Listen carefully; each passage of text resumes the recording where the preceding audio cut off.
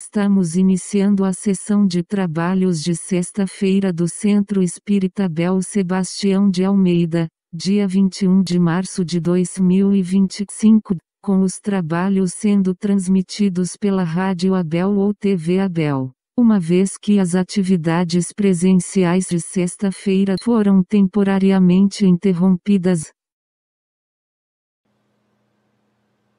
Boa noite, ouvintes da Rádio Abel, espectadores da TV Abel. Como sempre fazemos, vamos ler uma página de preparo que irá nos harmonizar com os estudos da noite de hoje. A página que leremos do livro Lampadário Espírita, pelo espírito de Joana de Ângeles, na psicografia de Divaldo Pereira Franco, é denominada Necessidade da Reencarnação. E Joana de Ângeles nos diz: as lutas têm sido cruéis. Dificuldades me assinalam os passos em todo lugar. Sofro em demasia. Clamam com irreflexão aqueles que jornadeiam, desatentos, a trilha evolutiva. Acompanho a marcha do progresso e constato que o êxito a coroar tantas cabeças não me alcança. Creio que em breve desistirei da luta. Rebelam-se os companheiros do labor diário em pleno campo redentor. Fracassos me seguem nos melhores empreendimentos, conduzindo-me a desespero infrene. A dor é comensal dos meus dias. Que fazer? Refletem de mente desalinhada os que se distanciam da fé racional e se consomem em interrogações aflitivas. No entanto, todos esses que seguem sob aparente amargura aprendem na enxerga da aflição a valorizar os tesouros divinos que malbarataram por leviandade ou loucura. Recomeçam pelos sítios em que desertaram da vida, fixando experiências que a rebeldia mal contida ainda hoje transforma em novos cardos a se lhe cravarem nos tecidos sutis da alma. Tem paciência diante da aflição punitiva ou libertadora. Não te recolhas à análise deprimente dos fatos ou das oportunidades. Enquanto contabilizas desditas, ouvidas a claridade estelar, espargindo luminosidade, seja durante o dia, seja na escuridão da noite. Tudo são lições. O desgosto de agora transformar-se-á em proveitosa experiência de amanhã. Caminho percorrido, local identificado. Afervora-te ao exame do trabalho sem a desarmonia ansiosa dos resultados que temes. O que hoje parece insucesso, logo mais se converterá em dadivoso bem. A reencarnação significa precioso ensejo de sublimar e superar, registrando como bênçãos nos refolhos da alma as experiências de libertação do imediatismo e da extravagância. É expressivo o retorno à carne para refazimento das experiências deixadas à margem. Tantas se fazem necessárias quantas as oportunidades de evoluir até chegar à perfeição. Nunca se nos deparam os mesmos recursos no roteiro da vida, nas mesmas condições. Não pisarás duas vezes as águas do mesmo rio. Embora retornes ao local da véspera, as águas que fluem não são as mesmas. A oportunidade, conquanto se nos apresente assinalada pelo nosso desagrado, representa preciosa dádiva. Transforma, portanto, a dor em cântico de júbilo. Cada etapa vencida é vitória conquistada a marcar os teus triunfos sobre as próprias lutas incessantemente, até conquistares a paz em plenitude. Não fossem os dissabores e os estímulos para as tarefas, desapareceriam. A reencarnação ficaria destituída de valor se não burilasse os espíritos quando do retorno iluminativo. Nasce e renasce o espírito em diversos ciclos para conquistar e reconquistar afetos, alargando os horizontes da fraternidade entre todas as criaturas, de modo que o reino de Deus não se transforme em oásis fechado de felicidade grupal, distante da humanidade inteira. Com propriedade, portanto, anotou o codificador do Espiritismo que a reencarnação, aliás, precisa ter um fim útil. Ascendamos, através das lutas diárias, nesse estado transitório da encarnação, calcando óbices e superando dificuldades, de tal modo que esta oportunidade significativa constitua a ponte que leva ao planalto da vida melhor, sem sombra, sem dor, sem desespero, fazendo que os que se encontram revestidos da organização carnal sejam vencedores das paixões e da morte, verdadeiramente espíritos felizes. Uma boa noite e um bom estudo a todos meus irmãos. Olá, senhoras e senhores, amigos e amigas do Centro Espírita Abel Sebastião de Almeida. Aqui estamos mais uma vez para estudarmos doutrina espírita e na oportunidade de hoje nós estudaremos do Livro dos Espíritos as questões 965 a 982, que trata da natureza das penas e gozos futuros, onde Allan Kardec submeteu à espiritualidade perguntas de como são os sofrimentos e os prazeres após o desencarne, quando estivermos na nossa verdadeira pátria, na pátria espiritual. E falando sobre vida após a morte do corpo espírito, poucos de nós somos espíritos reencarnados aqui na Terra, acreditamos que a vida continua após a morte. Apesar da maioria de nós admitir que existe um ser supremo em inteligência, em amor, em perfeição e em justiça, pois só tendo todas essas qualidades poderia ter criado a natureza, o universo, a vida humana, a vida dos animais, etc. E vem a reencarnação, sendo para nós a prova que Deus é justo e que nos ama infinitamente. Se nós juntarmos o raciocínio à nossa fé, que é muito importante, nós vamos concluir que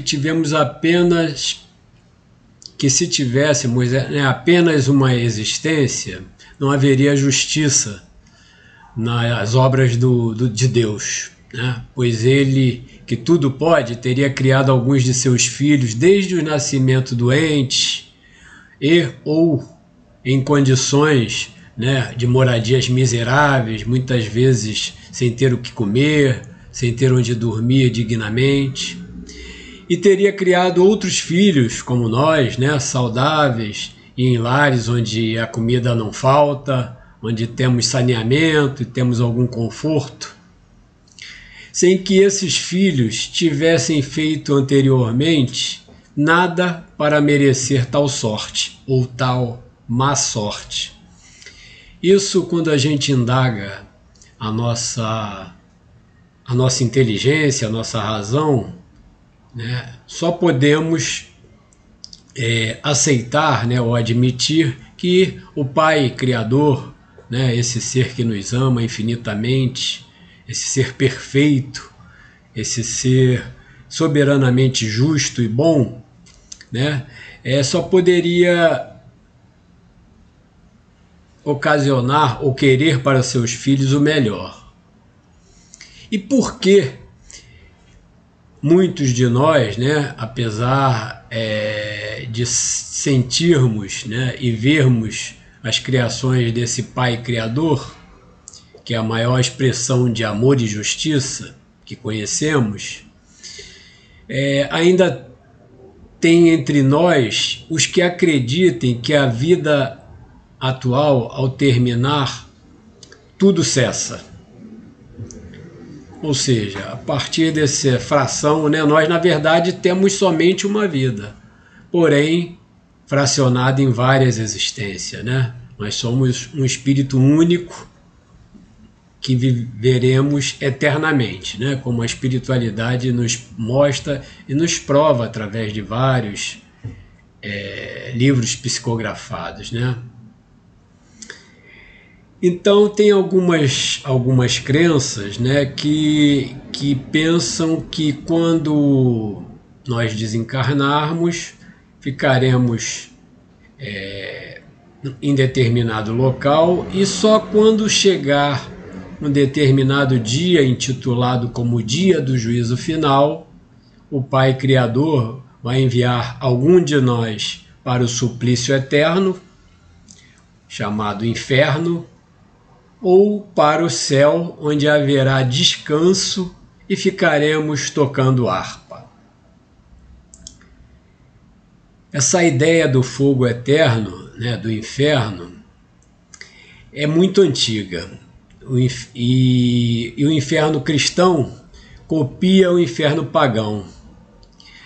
Geeno era um inferno dos antigos hebreus, 7 séculos antes de Cristo. Homero, poeta historiador, também 600 anos antes de Cristo, já citava o fogo eterno. Temos ainda Virgílio, um poeta italiano, guia de Dante, né, que foi o autor da Divina Comédia, falava também do fogo eterno. As visões de Dante sobre o inferno, céu e purgatório, segundo Kardec, traduzem o que acreditamos ver e a influência muito grande da época. Essa Divina Comédia, né, tão famosa, ela foi escrita entre 1314 a 1321. Esse tipo de orientação jamais conseguiu refrear os instintos inferiores que nós vemos entre os muitos irmãos nossos que estão reencarnados aqui na Terra, não é verdade?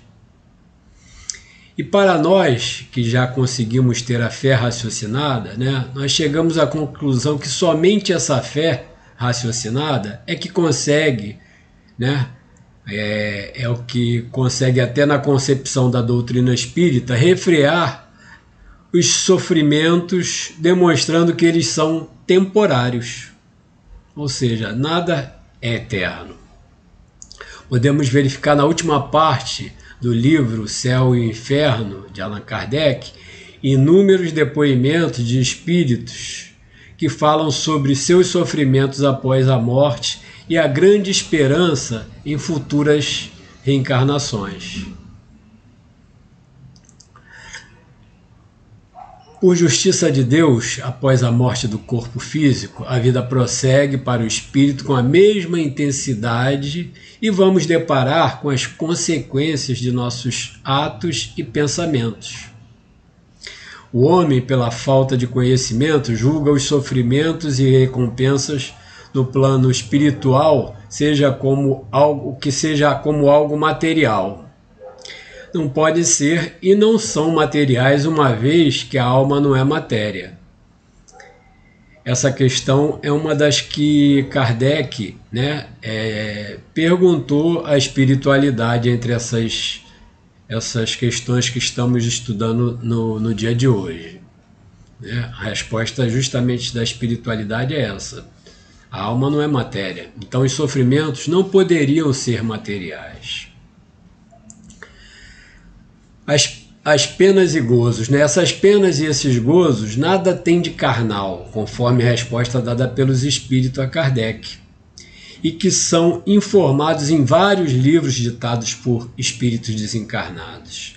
Eles afirmam que para os desencarnados são 1000 vezes mais vivas as sensações dos gozos e das penas do que sentimos quando estamos encarnados. Esse número não sou eu que estou citando, é citado pela espiritualidade, 1000 vezes. Né? E aqui, para a gente fazer um comparativo, ou para a gente fazer uma correlação, mesmo que incorreta ou muito superficial, vamos tentar aqui pensar no seguinte, né? Nós podemos imaginar, né, como são os sentimentos que algumas pessoas têm quando conquistam alguns de seus sonhos. Como deve ser o sentimento de quem ganha na loteria esportiva, né, na loteria aí, uma fortuna, né? Todos nós imaginamos, poxa, ganhar um monte de dinheiro, né? Provavelmente essa pessoa deve se sentir assim de uma forma muito boa. Mas isso é somente uma imaginação nossa. Nós não conseguimos realmente sentir, né? E uma pessoa que voa em uma asa delta, ou num parapente, ou num paraquedas, a sensação, né, de voar, sem que estejamos dentro de um helicóptero ou de um avião, dentro do helicóptero deve ser um tanto quanto amedrontante, penso eu nunca voei, né? Mas no avião a gente sente um pouquinho de segurança, né? A gente sabe que é um dos meios de transporte mais seguros do mundo, apesar de dar um pouco de medo também, né? Mas aqueles que voam numa asa delta, num paraquedas ou num parapente, né, devem sentir próximo da sensação que sente um pássaro, né? Voar pelos céus. Mas tudo isso, novamente, deve ser uma sensação muito boa, né? Uma sensação, eu imagino, engrandecer muito quem está ali sentindo. Mas, novamente, nós só imaginamos, nós não sabemos. Só aqueles que praticam esses esportes perigosos conseguem sentir, né? Vamos imaginar ainda uma pessoa que se esforçou muito, que trabalhou durante anos em uma empresa ou em determinada função e conseguiu alcançar o topo dessa empresa. Eu digo topo, né, em cargos de diretoria, em cargos de presidência, em cargos, né, elevados. Qual é a sensação que essa pessoa tem? Deve ser muito boa, não é verdade? Novamente, isso é uma imaginação nossa. Nós sabemos que provavelmente é muito boa, mas nós não conseguimos sentir se nós não passamos por essa experiência, né? Um jogador de futebol, imagina, numa Copa do Mundo, na final da Copa do Mundo, aquele jogador que faz o gol que leva a sua equipe ou a equipe de seu país à vitória e ser campeão mundial. Deve ser uma sensação maravilhosa essa, né? Imaginar que todo mundo está ali ligado, né? Ou grande parte do mundo ligado nesse esporte que chama a atenção das massas, e você ser o autor do gol que levou ao campeonato, né, a seleção do seu país. Imaginamos novamente que seja uma sensação muito boa, né? Uma sensação assim de altivez, de orgulho, enfim. E mais uma vez, a gente, ao pensar numa pessoa, né, que não tinha a visão, uma pessoa cega, vamos imaginar essa pessoa que durante anos foi cega, nasceu, né, renasceu, melhor dizendo, com a cegueira, mas passado vários anos, através de uma cirurgia ou através de um benefício, né, da espiritualidade, ele venha a conseguir enxergar. Como deve ser maravilhosa essa sensação, né? A pessoa que nunca enxergou passar a enxergar o mundo através dos seus próprios olhos. Novamente, nós estamos aqui diante de imaginação, aqui da Terra, né? Aqui do plano material. Então falamos de sentimentos que algumas pessoas tiveram e que devem ser, a gente imagina, maravilhosos, porque são coisas boas, mas nós não sabemos exatamente como são se não tivermos passado por essas experiências.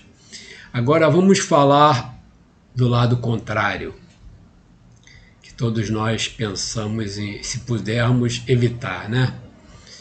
Como deve ser o sofrimento, né, de quem teve a casa, o seu imóvel, né, destruído por uma enchente ou destruído por um incêndio, né, que fez com que essa pessoa perdesse, né, aquele bem que foi conseguido com muito sacrifício, e pior, se esse bem não tinha seguro e ela realmente vai ter que reconstruir, tentar reconstruir tudo do zero. A sensação deve ser muito ruim, não é verdade?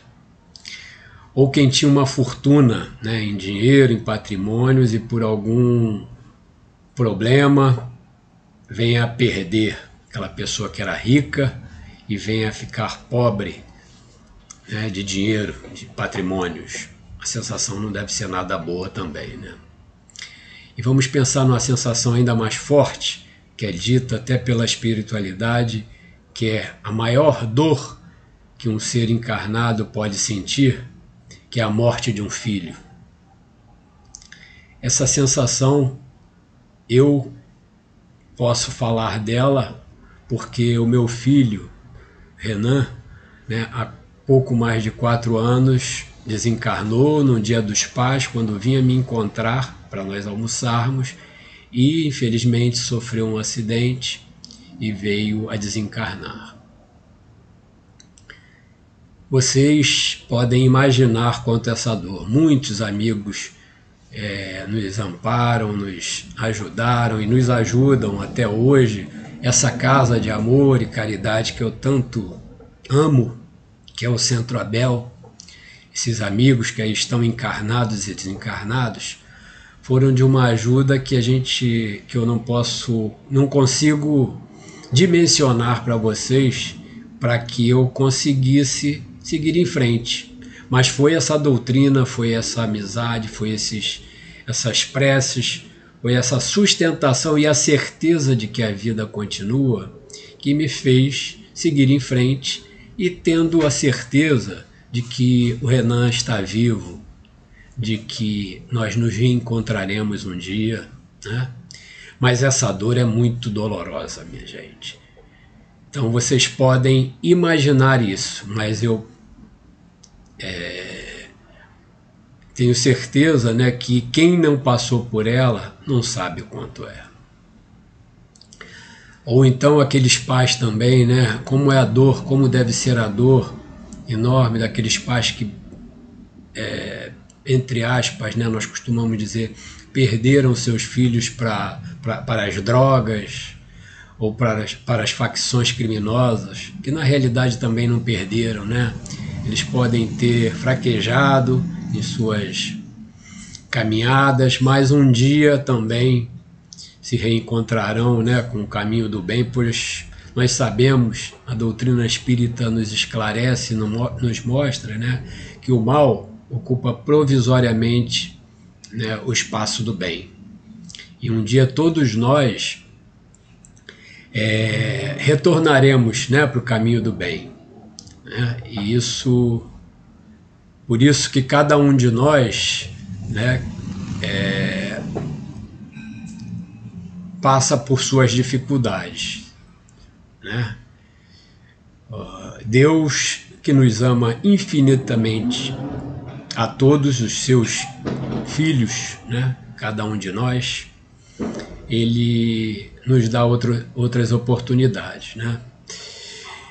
Então a gente imagina como são prazerosos, né, e como são dolorosos esses sentimentos aqui como encarnados. Portanto, nós encarnados não conseguimos chegar próximo de saber as dores e os prazeres que teremos quando estivermos sem o corpo de carne. Mas já temos informações daqueles que estão no outro lado da vida, que são milhares de vezes maiores as sensações de dor e de alegria.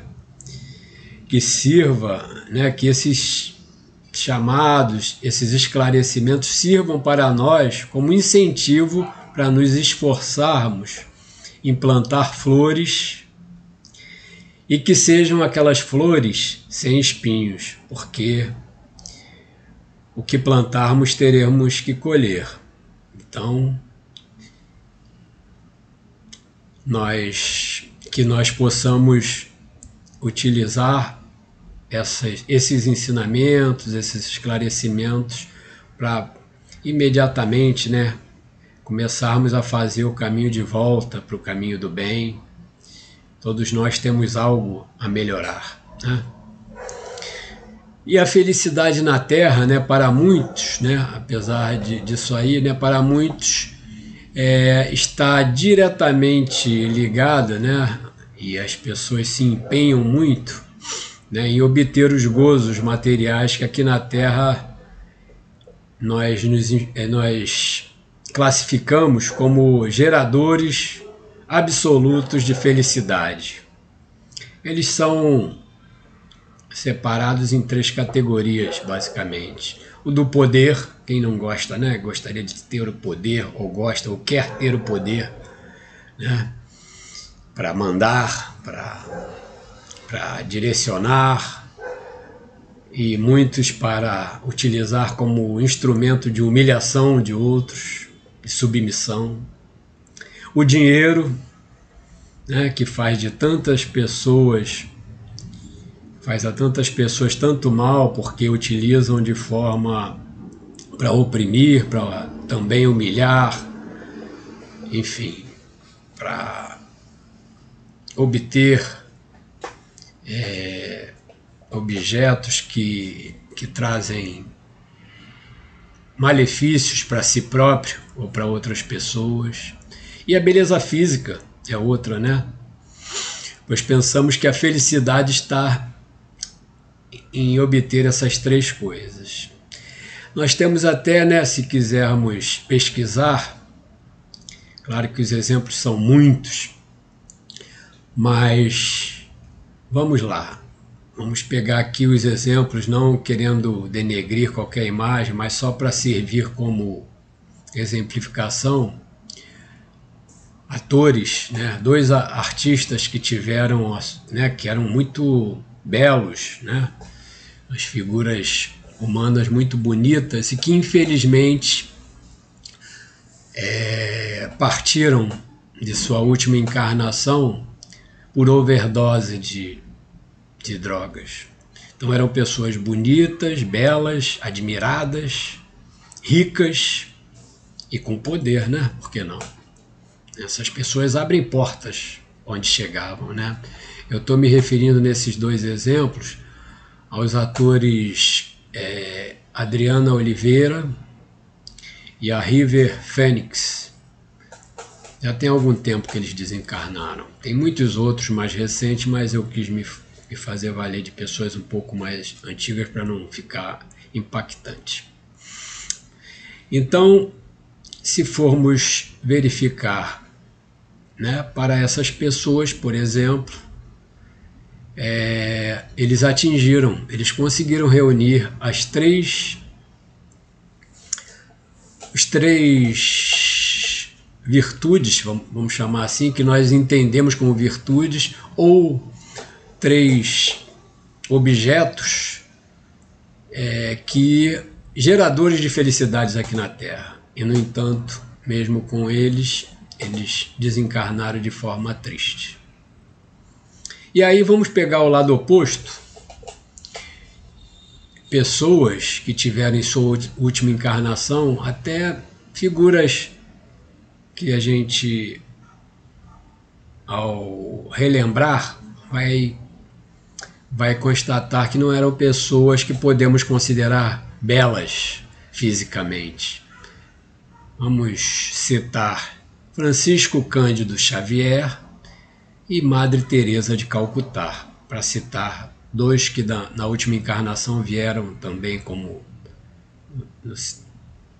masculino e feminino, Já que citamos 2, um homem e uma mulher, belos e ricos e famosos, aqui citamos 2 Duas figuras que nasceram pobres, né? E construíram, né? Um reino de bondade, um reino de amor, né? E partiram certamente daqui com a consciência tranquila. E aí nós paramos e podemos pensar, né? Mas se Deus a todos criou, será que Ele não teria criado os bons espíritos já classificados como tais, como bons espíritos? Se assim o fosse, Deus novamente estaria incorrendo em injustiça. Pois quem de nós não preferiria ter nascido já um bom espírito, né? E gozar dos benefícios deles. E a felicidade dos bons espíritos, diferente do que muitos pensam, consiste em conhecer todas as coisas.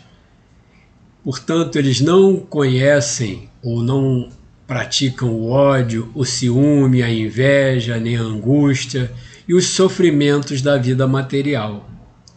Entre os perfeitos e os maus há uma infinidade de graus. Os espíritos puros compreendem Deus e o auxiliam na construção dos mundos e o ajudam a supervisioná-los. Quanto aos espíritos inferiores, o sofrimento é interno. Aí também existem vários graus, né? Mais ou menos penosos. Eles comprazem-se em tirar do caminho do bem os que tentam melhorar, principalmente os encarnados. O maior sofrimento para eles é de imaginar que esse sofrimento é eterno. Muitos de nós, espíritos encarnados, que não estamos atentos ao orai e vigiai sugerido pelo Mestre Jesus, por vezes nos deixamos influenciar por esses espíritos inferiores. E ocorrem crimes, indiferenças, irresponsabilidades no lar, com os filhos e familiares, sem nos darmos conta que iremos todos despertar um dia no outro lado da vida. E por misericórdia divina teremos que regressar e passar pelos reajustes necessários. Em o livro Os Mensageiros, André Luiz, no capítulo 22, nos diz que num grande salão vêem-se 2.000 espíritos em sono profundo, com fisionomia desagradável. São aqueles que nunca fizeram o bem. Outros, por indiferença e comodismo, não acreditavam na vida após a morte. Estão magnetizados pelas próprias concepções negativistas. Só que cada um traz dentro de si os momentos dolorosos e graves que haviam provocado. Portanto, não adianta em nada que algum de nós pode pensar: eu não fiz o bem, eu não estou fazendo o bem, mas o mal eu também não estou fazendo. Isso é um ledo engano, conforme nos mostra não só esse livro, né, dos Mensageiros, psicografado por André Luiz, mas muitos outros. Nós viemos aqui para caminhar, para melhorar. Então, o bem é a única alavanca, é o único remédio, é a única alternativa que temos para nos melhorar.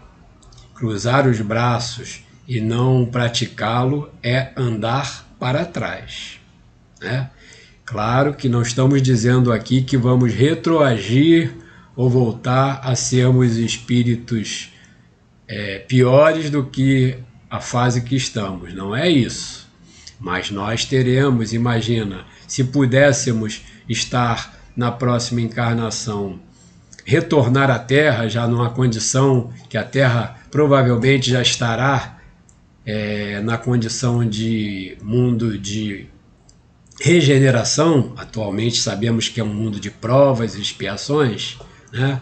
Ao nosso retorno, se nós continuarmos sendo espíritos na mesma medida que estamos hoje, nós mereceremos reencarnar em mundos de provas e expiações, e não em mundo de regeneração. Olha aí, nós não retroagimos, mas nós continuamos no mesmo estágio. E aí teremos de novo que nos defrontar com tudo isso que verificamos aqui, nos deixam tristes, né?